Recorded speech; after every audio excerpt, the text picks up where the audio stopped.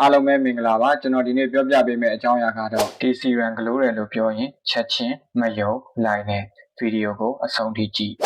လူတော်တော်များများက review ကိုကြည့်ပြီးဝယ်ကြတယ်ဒါပေမဲ့ review ထက် ingredient list ကပိုအရေးပါတယ်ဘာလို့လဲဆိုတော့သူနဲ့အဆင်ပြေတာကမိတ်ဆွေနဲ့အဆင်ပြေခြင်းမှပြေမှာဒါကြောင့် product name ထက် ingredient ကိုအရင်ကြည့်ပါ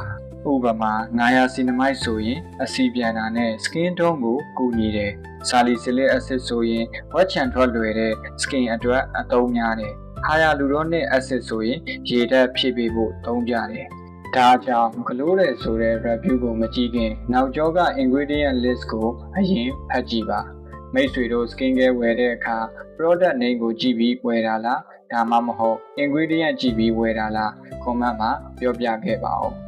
ဗီဒီယိုကိုအဆုံးထိကြည့်ရှုပေးတဲ့တယောက်ချင်းစီတိုင်းကိုအထူးကျေးဇူးတင်ရှိပါတယ်။အားလုံးပဲစိတ်ချမ်းသာခြင်းကိုယ်ကျန်းမာခြင်းနဲ့ပြည့်စုံကြပါစေ။